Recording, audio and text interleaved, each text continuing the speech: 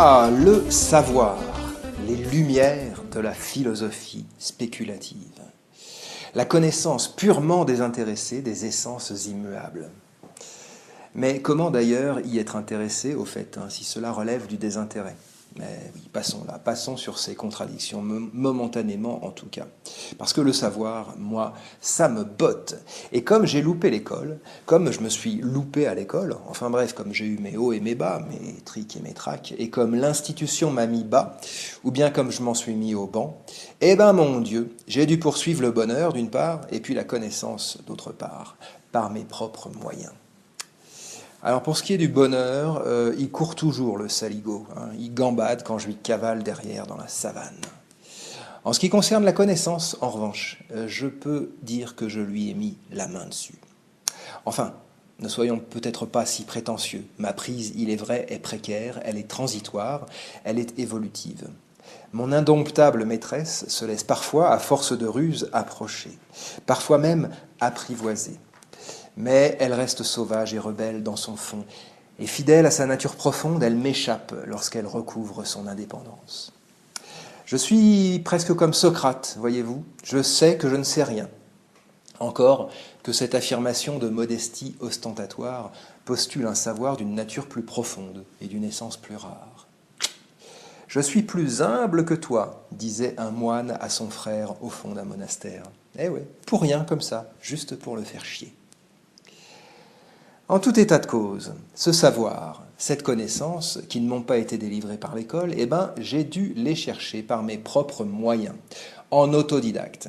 Et à une certaine époque, je suis devenu l'hôte des bibliothèques publiques et des salons où l'on cause. Et il m'est d'abord apparu comme une priorité dans le cadre de mon projet et dans le cadre de ces salons et de ces joutes argumentatives à fleuret moucheté, ces joutes arbitrées par des dames de bon goût, où il faut faire donc bonne figure. Il m'est donc apparu comme une priorité de combler mes manques culturels.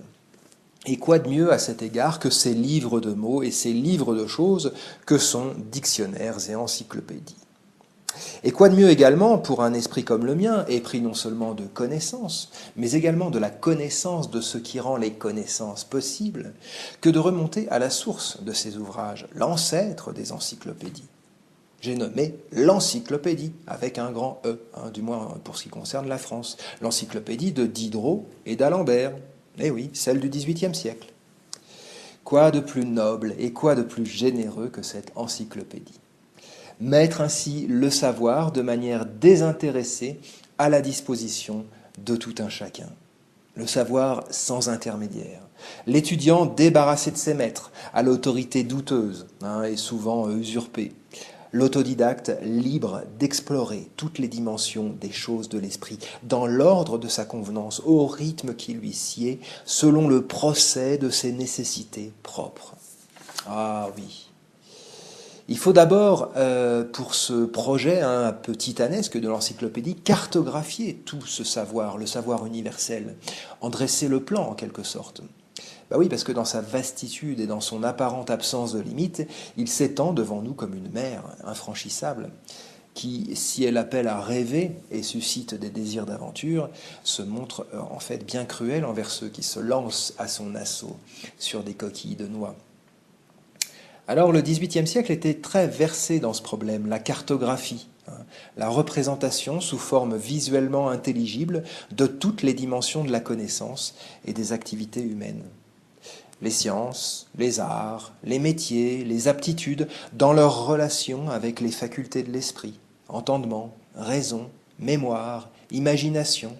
On peut faire un espèce de tableau à double entrée ou à entrée multiple et on peut décomposer, on peut voir un petit peu les croisements, tout ce que ça donne et établir des catégories que l'on essaye de fixer. En tout cas, c'est ce qu'ils font, ces philosophes du XVIIIe siècle. Et tout ça donne des combinaisons assez chatoyantes qui sonnent à nos oreilles d'aujourd'hui comme une espèce de musique un petit peu surannée et un petit peu vieillotte. Je peux vous donner quelques exemples de ces catégories du savoir. Histoire naturelle, histoire civile, histoire céleste, tératologie, c'est-à-dire la science des monstres, science de l'être, science de l'existence, science de la possibilité, science de Dieu, science de l'homme et science de la nature, pneumatologie, c'est-à-dire science de l'âme, mais aussi les arts, art de penser, art de retenir, ils ont oublié l'art d'oublier, mais on aurait pu y penser aussi, art de communiquer, grammaire, rhétorique, morale générale, morale particulière, métaphysique des corps, science de l'étendue, science de l'impénétrabilité, mathématiques, physique particulière, poésie sacrée, poésie profane, bon, j'en passe, et des meilleures, des vertes et des pas mûres. Beau projet, effectivement, magnifique projet. Tout à fait similaire, d'ailleurs, dans son esprit, à son héritier moderne, l'encyclopédie online Wikipédia, tout en arborescence et en ramification, en renvoi d'hypertexte. Même mère, dans un cas comme dans l'autre, que l'on essaye de dompter, d'assagir, d'englober du regard en prenant de l'altitude, même défi, et peut-être même aussi, quelques siècles plus tard, même dérision, lorsqu'on jettera un regard amusé et un peu attendri sur l'entreprise. Sauf que la mise en ordre du savoir est en même temps une mise en ordre du monde. Il n'y a pas de connaissance pure et désintéressée, ça n'a jamais existé. Toute connaissance est une saisie du monde, un acte sur le monde, dans le monde. Toute connaissance est donc intéressée à la constitution de l'objet qu'elle se propose de saisir. Elle est intéressée au geste de la saisie qu'elle dirige vers l'objet en cours de constitution. La mise en ordre du monde est également inséparable de notions, par exemple la notion de pouvoir, d'autorité, de légitimité, et par là tout à fait solidaire de l'ordre qui règne dans la société. Pour le cas qui nous intéresse, l'encyclopédie de Diderot et d'Alembert, on peut même facilement comprendre que l'ordre social est en train à l'époque de changer. Il n'y a que quelques 20 ou 30 ans de ce projet de l'encyclopédie à la révolution bourgeoise de 89. Et les deux choses sont bien sûr très très intimement liées. L'encyclopédie prépare les esprits au renversement global de l'ordre des choses, de l'ordre des idées, du pouvoir, de la souveraineté, de l'ordre de la religion. Le problème avec l'encyclopédie, c'est que plus on met le nez dedans, plus elle laisse voir sa nature profonde. On cherchait un savoir, et on se retrouve à absorber les opinions de ses rédacteurs. Passe encore si ces rédacteurs avaient eu l'honnêteté de signaler à l'aimable lecteur quand il est question de savoir et quand il est question d'opinion. Mais ils ne se sont pas donné cette peine. En informatique, on appelle ça un cheval de Troie. On cherche à importer quelque chose dont la nature nous a été expliquée clairement, et on se retrouve à absorber avec le paquet surprise qu'on n'avait jamais demandé, qui est très possiblement malicieux, et qui en tout cas ne répond ni de près ni de loin à nos besoins personnels et ne sert que des objectifs inconnus, non formulés, d'entités que nous ne connaissons pas, mais qui s'acquièrent ainsi furtivement sur nous, contrôle et savoir.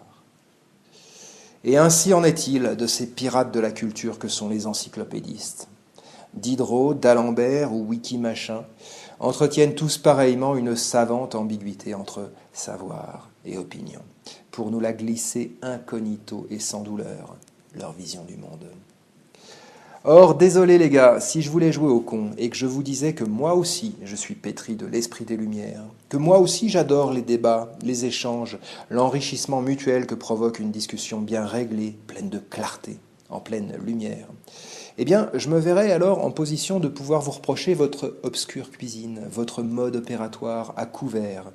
Et je pourrais même aller jusqu'à vous accuser d'être malhonnête, très certainement en connaissance de cause, car je ne vois pas que des gens influents et intelligents, comme vous l'êtes, fassent ce qu'ils font sans le savoir.